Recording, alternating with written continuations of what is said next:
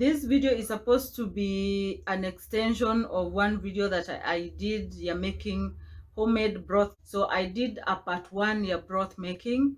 So this is a part 2 broth making, because the two recipes are different in a way. If you didn't watch the first one, I will suggest that video, so don't worry about that. It will be in the suggested video category. I will also put a link in the first comment, pinned in the comment section near this video. So have we met? My name is Rachel. I do reviews, I also cook, I do time and money saving videos, and I motivate you to stay active, because it is not always about the body. Stop making boring meals, okay? You don't have to buy a lot of uh, those commercial whatever's promising to make your food taste better. All what you need to do is use a lot of onion, use garlic, you use ginger. Do something like substituting your water with the broth and such, right? Thank you for the new crew. Asanteni sana for subscribing to my channel. If you're not a subscriber, please hit the red button. It is as simple as that. You will help my channel to grow, and you will see other videos when I upload, which is 3 times in a week: Mondays, Wednesdays, and Saturdays, 1 p.m. Nairobi time. Let us make this broth.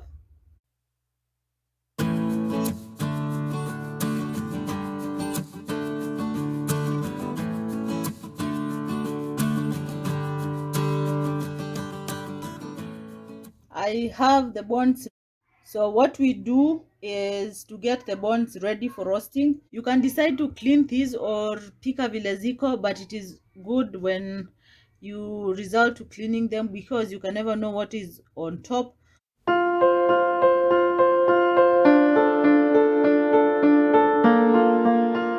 This is what we are looking at.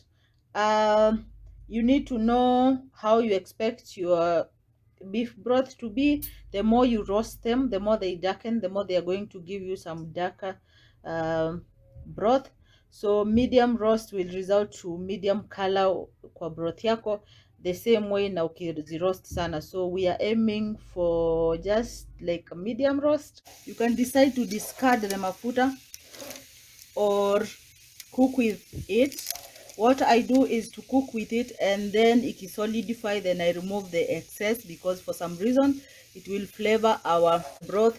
So I suggest you cook with everything that is kwa pan right now, and then after, then you can remove the excess. So tuweke bone zetu kwa pot. I am using the NutriCook Smart Pot. Kama unatumia sufuria, it's still okay, but make sure that you cook it on low. Better being you wash a jiko and then cook on low or slow cook. If you have a slow cooker, it will be the best idea ever.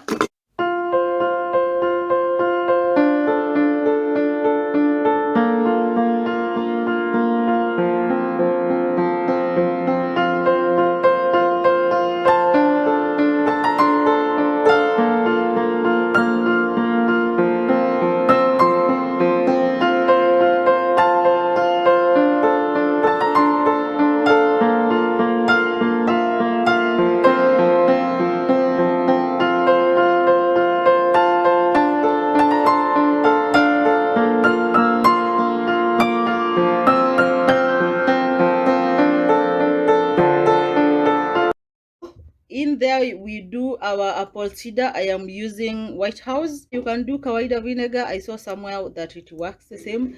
I also do salt in my broth, and a little secret maybe you should know is that salt inaweza extend shelf life your broth. Of course, if you're going to be pressure canning, then you don't need to worry about all this, but let us assume you're making it like me to store in the fridge. I don't freeze because I make for a week and then make another bunch. Our 20 liters, of course I'm kidding, not 20 but just enough. Remember, broth ni maji yenyewe, so we put in the water. If you're using an instant pot, make sure that you be careful on the maximum. So tuweke maji mpaka kwa 4L. Perfect. That is enough.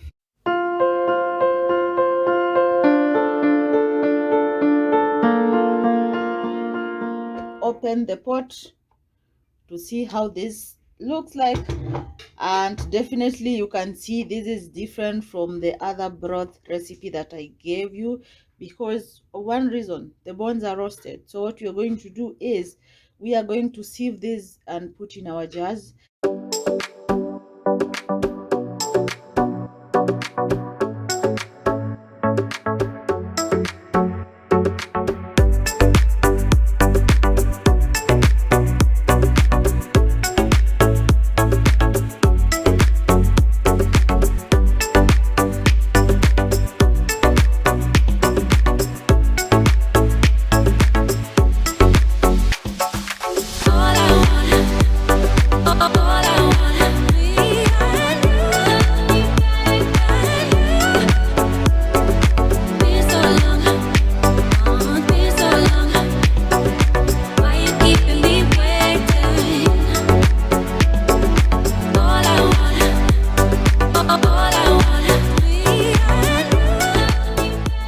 To make boring meals, all right? No boring beans, no boring anything. When you want to use the water to cook, just do your broth. You will like it, you will love it. If you plan to make a lot of broth to store for months and months and months, meaning that you're going to consider two preservation methods, pressure canning or freezing, then you are going to be using heavy duty Ziploc bags. You freeze your broth or you pressure can. But why should you do that? This is like a very easy process. Anyway, if you have to do that, then consider doing that. Don't forget to label, because kama ita stay for long, you need to know when you did all that. This is what remains after the operation is done. And if you're from Narok, you know the party starts now. This is very, very yummy, by the way, yummier than the other bones that were not roasted. So if you enjoy this business that is done after the operation, then consider what roasting your, not your bones, the bones before you make the broth. So this is what I got, like literally 3 liters. And what you should know is that you see the top layer business there, it is going to solidify into mafuta. Like, I will show you that when it happens to do so. So what I do is, the oil flavors the broth, I told you, because I have tried removing the oil after roasting and making it with the oil after roasting.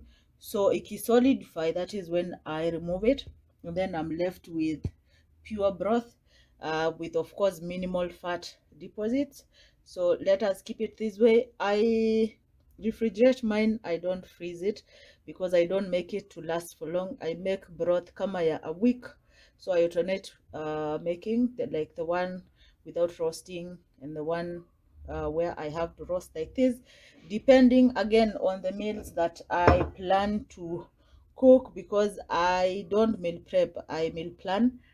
And so yeah, I'll show you how this goes. And this is the end of making broth part 2. Thank you so much for being here. I hope you learn a thing or two. My name is Rachel, in case you forgot. I'll see you. Remember, it is Mondays, Wednesdays, and Saturdays, 1 p.m. Nairobi time. Kwaheri.